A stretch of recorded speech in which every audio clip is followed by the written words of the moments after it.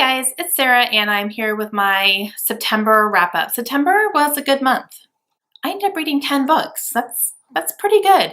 And it's funny because I started out the month kind of not feeling great about my reading. I wasn't really, it was just taking me forever to read a book because I had my hands in so many different books at one time. I think at one time I was reading like 5 different books, but I wasn't finishing anything. So I felt a little like I wasn't being very productive. But then of course, you know, the further you get into them and then you start finishing them off and it kind of all happens at one time. So it made me feel better, but I need to not read so many at one time. I need to give it a break. So I did finish 10 books and then I actually DNF'd 2 books this month. So I will talk about those at the end, but that definitely happened. All right, the first one that I read is The Wrath of the Dawn by Renee Ahdieh, and this is kind of a young adult, kind of a fantasy type book. It is a retelling of 1001 Nights, so it follows a king and a young girl, and the king takes a bride every single day, and by the end of the day, that bride is dead, and nobody knows why. And so our main character is a young woman, and her best friend ends up being one of his brides, and she is killed. So our main character here actually volunteers to be the next bride so that she can get into the kingdom and she can kill the king herself because she wants revenge for her friend's death. And of course, once she gets there, she realizes not everything is as it seems. And this was really, really good. I really enjoyed her writing. It was beautiful and it was very descriptive, so I could easily picture what was going on and the surroundings and just everything that was happening. It was so beautiful and I just really enjoyed it, and I really like the story. I am totally on board with these two as a couple. Like, you probably shouldn't be rooting for them, but I totally am. I want them together. I do. And there's a little bit of a love triangle because she did leave a boyfriend behind when she volunteered to go and marry this king. So he's still in the picture, but I'm like, no, you need to go away. I want these two together. So I really enjoyed this and I gave it 4.5 stars. All right, the next one that I finished was Voyager by Diana Gabaldon, and this is one that I had started, I think, last month, and I just needed to finish it. I listened to these books on audiobook, and I wanted to finish it before the season of Outlander started. That it just started beginning of September. Oh my gosh, it was so good. I really enjoyed this one. And sometimes these books are really long, which is why I listen to them on audiobook, plus the narrator is fantastic.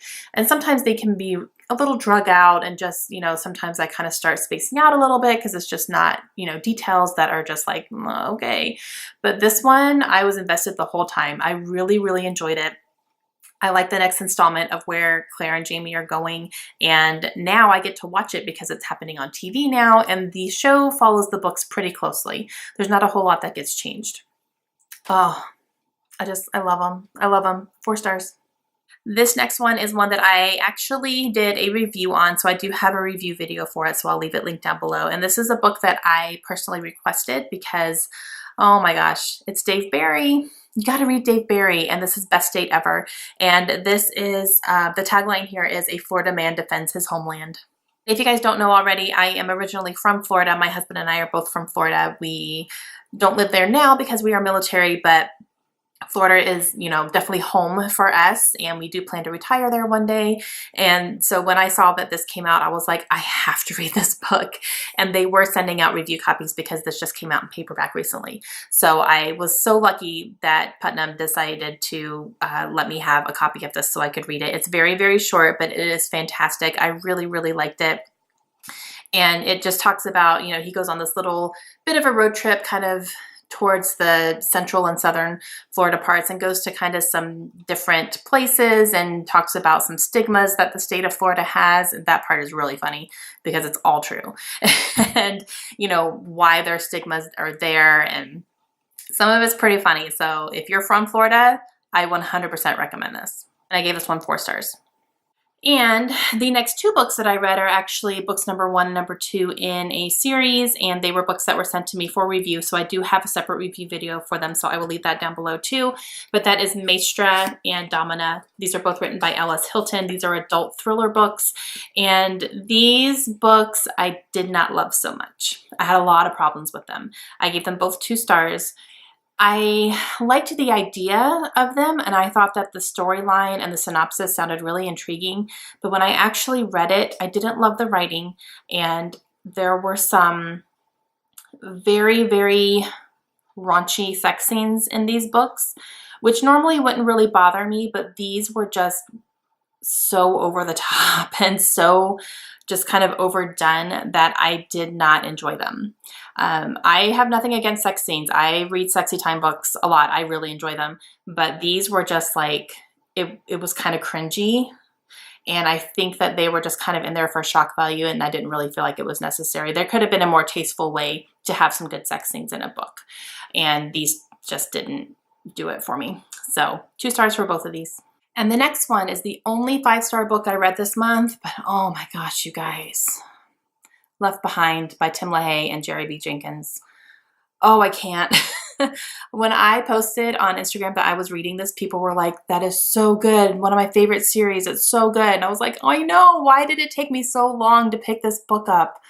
Oh my gosh. Okay, so this is a Christian fiction. So if that's not your thing, you're not going to enjoy it. But this book starts off by following the rapture. So the rapture has happened.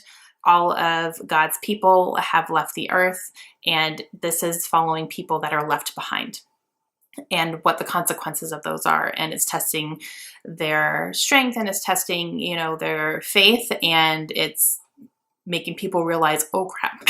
So, yeah, oh my gosh, I really, really enjoyed this. And this is one that I did not speed my way through. I took my time and I just kind of savored it and enjoyed it. But the last 20 pages of this book, my jaw was on the floor. I could not believe what happened in the very end of this book. And oh my gosh, I buddy read this with my friend Kay, and we were texting back and forth about it, and she was the same way. And this book definitely challenged both of us too with our own personal walks in faith, and, you know, just what are we doing with our lives, and are we doing enough, and, you know, all that stuff. So it's very, very thought-provoking. It's very, very good. If that's something that you think that you would be interested in and you haven't read this, please pick up at least the first one. I have all of the books on my shelf, and I'm really excited to move on to the next one soon, because this one I loved it. 5 stars. Okay, so this next one that I picked up is one off my book outlet shelf, and that is The American Heiress by Daisy Goodwin. I listened to this on audiobook because I have a mass market paperback, and I hate that. I accidentally got a mass market paperback from Book Outlet. I didn't realize that's what it was, so oh well. And I'm okay with it because this one was just a 3-star read for me. It was fine. It does follow a girl who, this is set in 1893. So this is a American girl who is very wealthy. She comes from a very wealthy family, and she ends up going over to England, and she ends up marrying a duke, I believe. And so it's just kind of following like society in those days, and kind of, you know, class and all that. It's been compared to, you know, like if you like Downton Abbey, you would like this, and I would agree with that. It doesn't follow the servants though as much as Downton Abbey does, and I loved that about Downton Abbey, is you follow the servants and kind of their stories are really big in it. Doesn't do that quite so much in here, but there are a couple of characters in here who are servants who are very interesting. But yeah, so it was just a 3-star. It was fine. It was fine. I enjoyed it. Not something I would rave about, but it was good. The next one that I read is one that I read for Lisa's book club on Goodreads, which is called Lisa's Buddy Reads, and we read The Perfect Girl by Gilly McMillan. And this one is, I think it's supposed to be kind of a psychological thriller type thing, and I think that's a little bit of a stretch. It's more of like a, you know, whodunit type of thing, because this follows a young girl named Zoe, and she ends up having a very bad car accident when she's in high school, and it leaves 3 of her classmates dead, and she's the only one who survived. So she ends up paying a price for that because she is found at fault for the accident, and she and her mother end up kind of leaving their town and going somewhere else to kind of start over, and they have a new family. Their mother has remarried, and so it goes into all that. And then one night her mother is found dead. So we're trying to figure out who killed her mother. And yeah, it was good. I enjoyed it. And it but I was left wanting more. Like, I kind of wish there was more shocking things that happened in here. I was kind of able to guess along the way of what was going on. I kind of predicted some things about her stepfather, and then I predicted something about her stepbrother. So, you know, I would start thinking, oh, I have a feeling this is something that's going to happen. And then it did.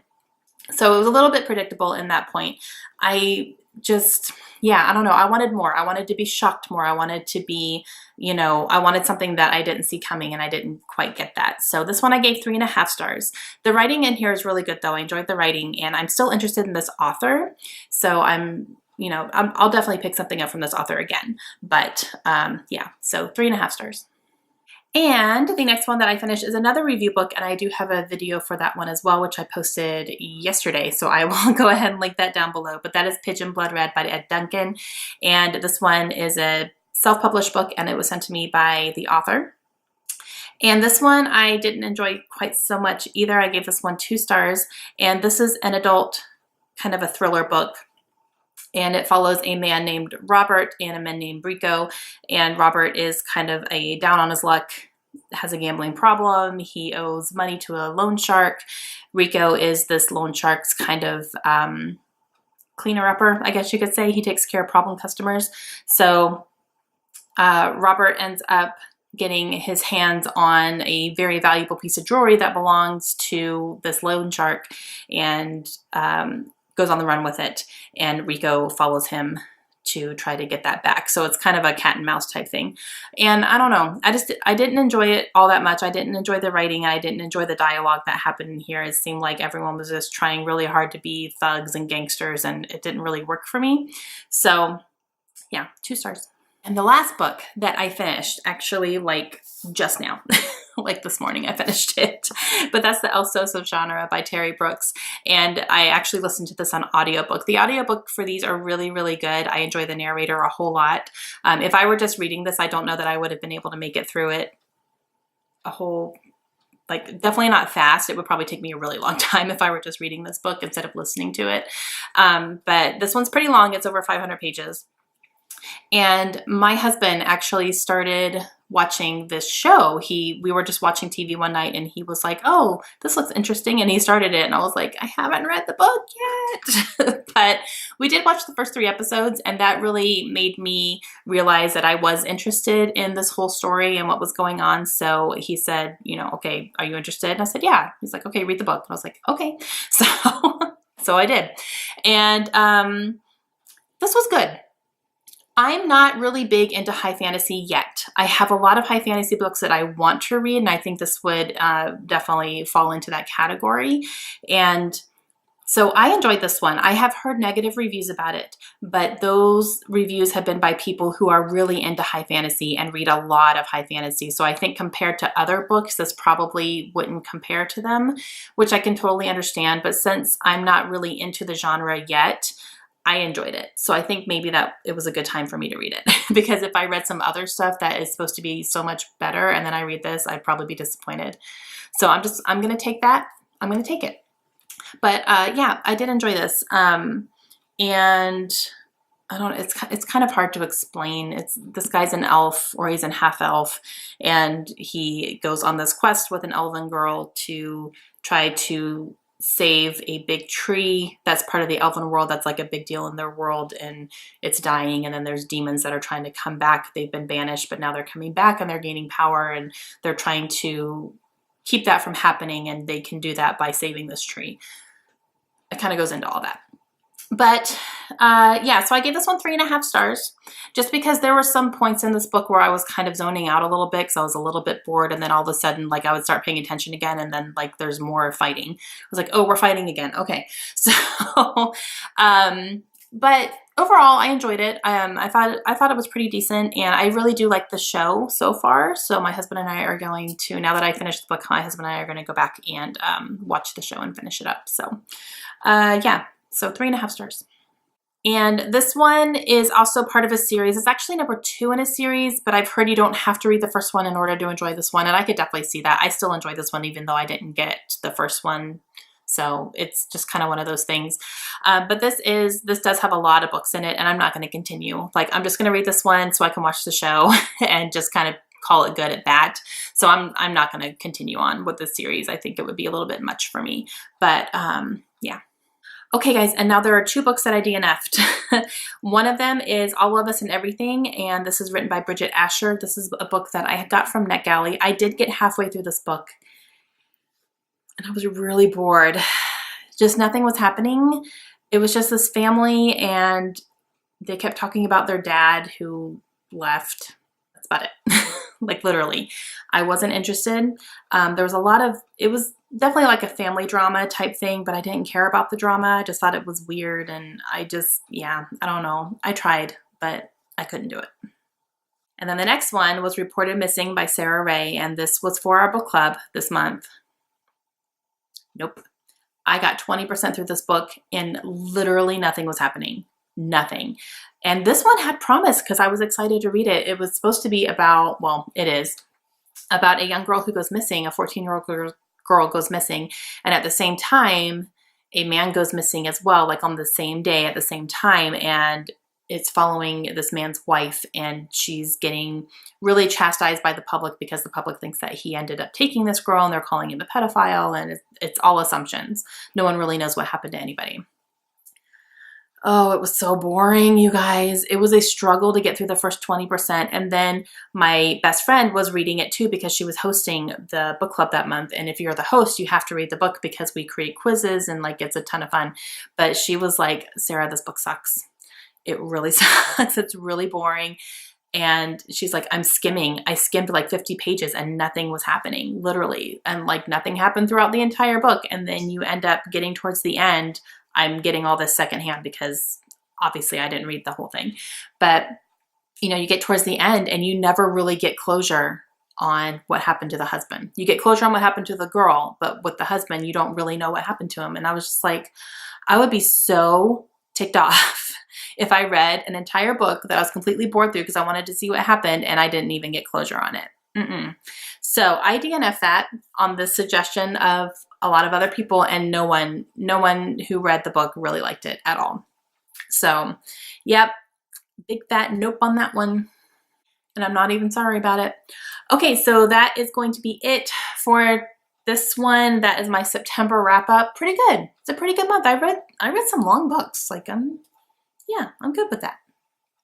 All right, guys, let me know down below if you guys have read any of these books and what you thought, and let me know if you have any questions, and I will be back tomorrow with my October TBR. Hope you guys have a great day. Bye.